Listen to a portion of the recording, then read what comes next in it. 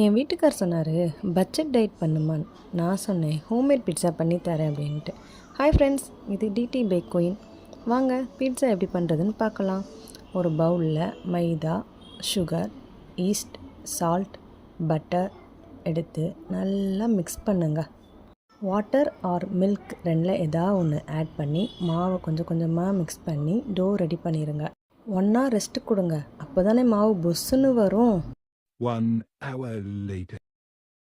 1 ஹவருக்கு அப்புறம் ஓப்பன் பண்ணி பார்த்தீங்கன்னா நல்லா புஷ்ஷுன்னு இருக்கும் மாவு.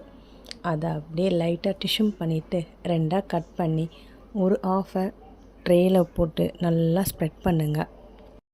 நல்லா ஸ்ப்ரெட் பண்ணிவிட்டு கார்னர்ஸ் எல்லாம் நல்லா திக்காக இல்லாமல் தின்னாக வச்சுக்கிட்டு ஃபோக்கை வச்சு நல்லா ஹோல் போட்டு விடுங்க. அப்போ தான் மாவு புஷ்ஷுன்னு வராமல் இருக்கும்.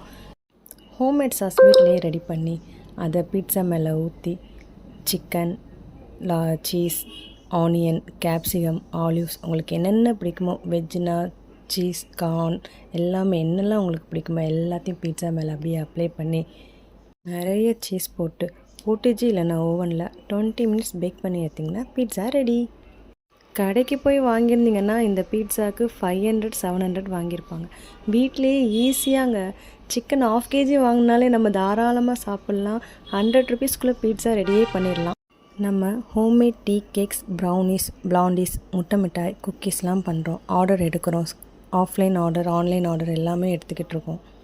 இதெல்லாம் நம்மக்கிட்ட ட்ரை பண்ணணும்னு நினைக்கிறவங்க ஸ்க்ரீனில் தெரிகிற நம்பருக்கு வாட்ஸ்அப் பண்ணுங்கள். உடனடியாக உங்களுக்கு ரிப்ளை வரும். கொரியர் அவைலபிளும் இருக்குது. ஸ்க்ரீனில் தெரிகிற நம்பருக்கு மட்டும் நீங்கள் வாட்ஸ்அப் பண்ணுங்கள். இந்த வீடியோ உங்களுக்கு பிடிச்சிருந்ததுன்னா லைக் பண்ணுங்கள், ஷேர் பண்ணுங்கள், கமெண்ட் பண்ணுங்கள். நம்ம சேனலை சப்ஸ்கிரைப் பண்ணுங்கள், மறந்துடாதீங்க. நெக்ஸ்ட் வீடியோவில் பார்க்கலாம். பாய். சாரி 1 minute வெயிட் பண்ணுங்கள். பீட்சாவோட மெஷர்மெண்ட் வேணும்னா கமெண்ட் பண்ணுங்கள், உங்களுக்கு டைப் பண்ணி அனுப்புகிறேன்.